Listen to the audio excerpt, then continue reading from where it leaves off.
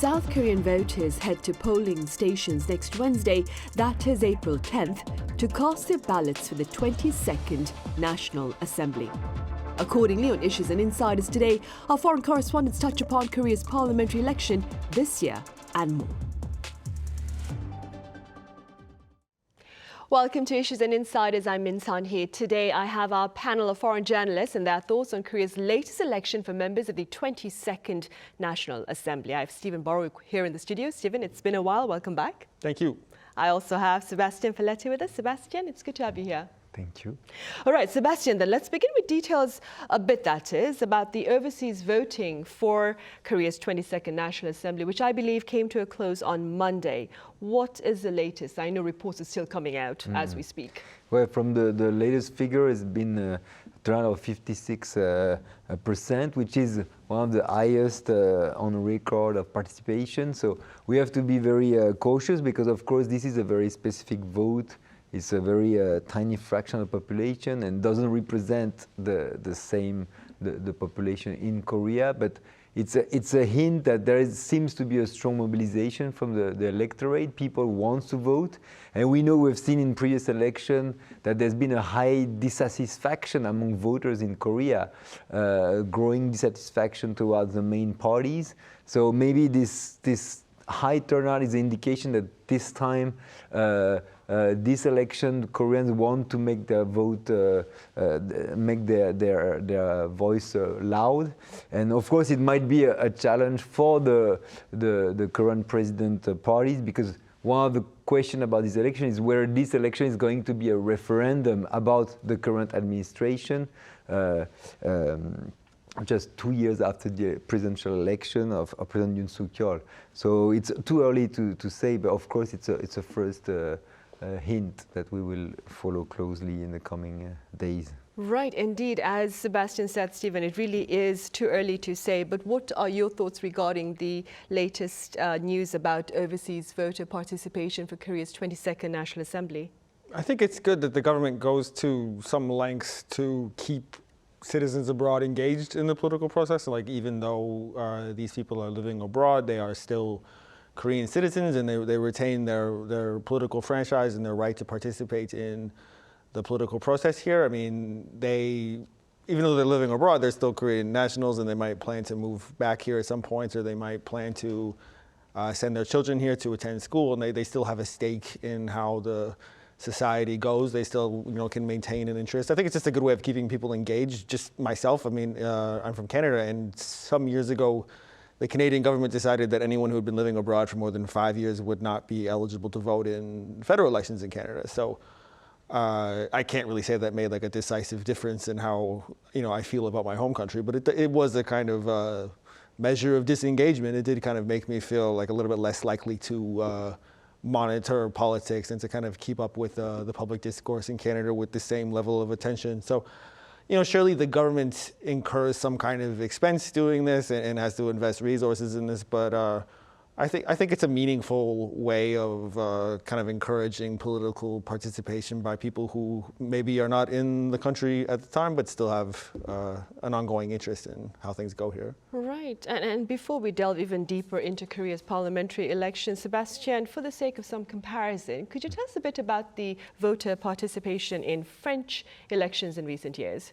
Well, there's a growing trend in France, but in many advanced economies, to see a growing dissatisfaction with politics and a growing number of people who just abstain or don't want to vote. And we saw in the latest election, President Emmanuel Macron was re-elected in 2022, but with one of the lowest participation in history. But you can see in France there's a big difference between the type of election you're talking about, because legislative election or local election might have a lowest turnout, but presidential elections still remain very high. So from a legislative election, only had like around 47% participation last time, 22, but presidential election is still beyond 70%.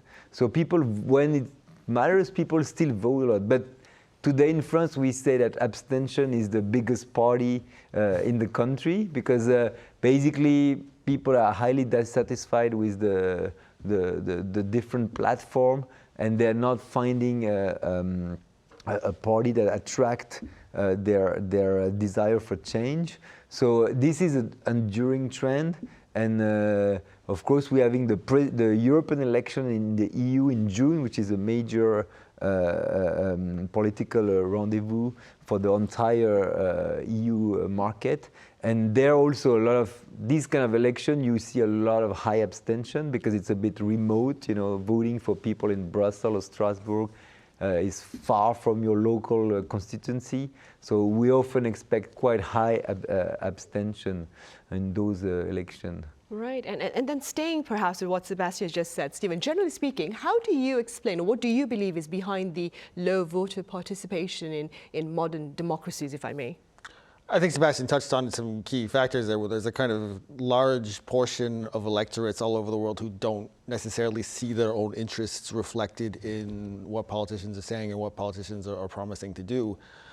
Some of these people may be old enough to have lived through various administrations. They might have been in the country when there was a left-wing party in power, and then when there was a right-wing party in power, and then when there was a kind of firebrand candidate who, like in a lot of countries, a lot of European countries, came into power and made a lot of pledges that they were going to change things really drastically. But these particular voters might have felt like the conditions of their life stayed fundamentally the same for all that time, and they might have felt like the factors of their life that changed, like maybe their own standard of living, their own ability to afford a decent life, their own ability to bring in a decent income. There was some fascinating reporting just this week in the New York Times about farmers in France and other European countries who are really dissatisfied with how hard it has become for them to make a decent living. And the way that they explain a lot of that is rules that are imposed not even by their own government, but by the European Union.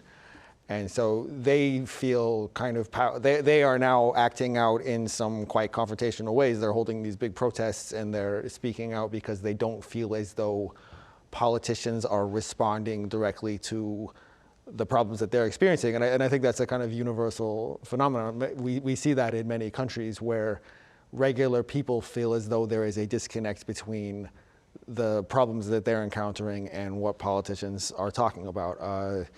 I also just think there's, specifically when it comes to voting, I just think like the way that life has changed. A lot of people do not have predictable work schedules anymore. A lot of people in developed democracies are doing, what we call gig work. They don't have a job that they reliably go to in the morning, and then on their lunch hour they can go vote, or they don't have the type of flexibility where they can take an hour or two out of their day and go down to the polling station and vote. There's also just a lot of other options now. We live in a time of abundant entertainment options, of and endless distraction on our phones. Politics can come to feel like a kind of onerous or frustrating thing to keep track of. And a lot of people, understandably, I think, have decided that their attention is better trained on their own family or other interests that they might have, and they might choose to spend their time doing something other than following politics and voting. Right, and against that backdrop, Sebastien, politicians here in Korea are pledging to reflect in their pledges the concerns of the public. That being said, could you tell us a bit, very briefly, about some of the pledges made by the ruling People Power Party? Well, the party, of course, is using a conservative playbook that we've seen in previous administration. Of course, is promoting a more free rein for entrepreneurship, for private sectors, longer working hours. These are classical, traditional themes that are pushed by conservative parties. And on the international front, on diplomacy, a firm stance on North Korea. Just this morning, President Min Sunhee accused Pyongyang of trying to meddle into the election following the launch of a new ballistic missile, and also closer integration with the US and with Japan. These are the main pledges. But I would say what's specific about President Yoon at the moment is that also they're trying to rebrand this by taking more concrete measures to address the need of the population in terms of like on a daily basis. So, for example, the attempt to raise the number of doctors, it's a very controversial move, but clearly we can see that President Yoon is trying to get the initiative back in this election by pushing very firmly this reform, and he wants to demonstrate I can bring deliver change on the ground by this kind of firm measure. But of course the stakes are very high for the president because he doesn't have a majority, and still the chance for him of winning the majority is very slim. And if he doesn't get a majority, he will have to do the entire term without being able to push major policies through the assembly. That would be the first time a president doesn't have a majority for a full mandate, which will be a blow. So he's basically gambling a lot on this election because the end of his term is at stake, and some might call him a lame duck if he doesn't secure a majority or at least manage to divide the opposition. Right. And Steven, then, before we delve further, what are the key pledges made by the opposition, main opposition that is, Democratic Party of Korea? Well, the main opposition is operating from, I think, a kind of position of strength that is unusual for an opposition party just because they have a pretty commanding majority in the legislature as things stand now. And the poll data that we have, like, they don't have a huge lead, but they have, I think the last poll that I looked at, they had a kind of comfortable several percentage lead, and I think they feel pretty confident about their chances. So I just wrote a story that came out today where I examined the two parties' election pledges, and there is a fair bit of overlap in them. Like, one thing that I noticed, especially in the early stages of campaigning, was the People Power Party was making very kind of specific pledges. They were saying, like, we will provide lunches to elderly people, or we'll provide support for nursing expenses. Whereas the Democratic Party was phrasing things in a lot more kind of general terms. They were sort of saying, like, we will prepare a better country, like we will lead this country into the future. The Democratic Party has focused on kind of two major things, one of which is rail transit, and the other one is a kind of comprehensive package meant to address the lingering problem of the low birth rate. And so they've been presenting these as just kind of basic quality of life measures. Like, as the Seoul area expands further and further into Gyeonggi province and even into like Chungcheong province, I think they're saying that they will make it easier for people who live in those areas to commute to jobs in Seoul, and that families can live in these sort of more spacious and less crowded areas. And at the same time, they're putting forth measures that they haven't been super specific about it, but they've been implying that they would make it easier for those same working families to be able to afford children and childcare and all the rest. But I think there would be if the Democratic Party is able to maintain their majority, they would, after the election, they would then face some questions as to how achievable is all this, and like to what extent have they really planned this out and secured funding for these measures and all the rest. But we'll be able to talk about that next week. Right, hopefully that is. Sebastien, quite a number of pundits, they've addressed the presence of quite a number of breakaway parties for this parliamentary election. What look to be the broader implications of this reality? Indeed, that's one of the key features of this election. We have an increasing number of splinter parties which are mushrooming all around in the last few weeks and months, and making the landscape even more complicated. But of course, it comes back to what we'd said before about there is a deep dissatisfaction among the electorate toward the main parties, and this is not exactly new. And you see this new party who are trying to seize that discontent to their own advantage. But one thing is that this is not exactly new in Korea, because we've seen previous attempts to call a so-called third way. We remember Ahn Cheol-soo, the last decade, made several attempts to be a kind of a centrist candidate, but never managed to transform this into a valuable political actor. So the big question is today, is there one of these parties that could become a so-called kind of kingmaker in the election? For now, these parties are not capable of leading the way. So far, the party launched by former Justice Minister Cho Guk is created around 7%, is the most successful so far, according to the polls. There's also the party launched by Lee Na-kyung. They're also a splinter from the Democratic Party. Those parties are not going to be winning this election, but they could, if we end up in a so-called hung parliament, they could be kind of the kingmaker. That's what they're probably looking at. And also they're looking ahead. Of course, already the presidential election is looming in 27. So this election is kind of a testing ground to see if they can gain traction and build up a presidential bid. So in that respect, for them, this election is an opportunity to project themselves in a landscape that is very fragmented, increasingly fragmented, I would say. Right. And Steven, this is something that Sebastien touched upon earlier, but how does the result of this latest parliamentary election look to perhaps affect President Yoon Suk-yeol's future agenda? Well, it's going to mean a lot in terms of his ability to pass legislation. Like the way that Sebastien touched on this earlier, the extent to which this election is going to be a judgment or a shimpan of the ruling party. The way that the Democratic Party has criticized them is they've said that they have not accomplished all that much, and the ruling party's rebuttal to that is they have not been able to accomplish that because they have not had cooperation from the opposition in the legislature, and they've therefore not been able to pass legislation.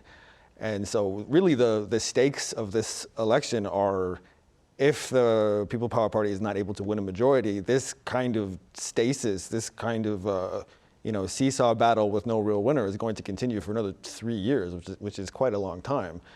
And so if Yoon is not able to win a majority, we will kind of never really know what his real legislative or policy platform might have been, because he just will not have unless he's able to somehow persuade the opposition to cooperate with him and to support certain legislative ventures, he's really going to be limited in what he can accomplish. And I mean, depending on what your party support is, I'm not going to say if that's good or bad, or if that's, what the ultimate legacy of that might be for the country's politics. But what it could mean is we just see a kind of stasis in the country's politics, and we see a lack of things happening and a lack of forward movements. And going back to what we talked about earlier about political enfranchisement and political participation, I fear that could have, if that is to come to pass, I fear that could have more people kind of losing interest in the country's politics, and that like feeding into this perception that some people have of national politics not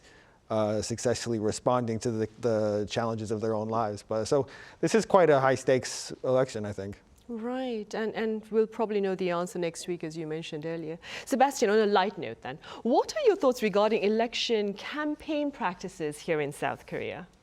Yeah, of course, this is a very often light and musical and very vivid picture for compared to what you hear in, for example, in Europe. You've seen, for example, this truck with loudspeaker in the streets. These things we see in also other democracy in Asia.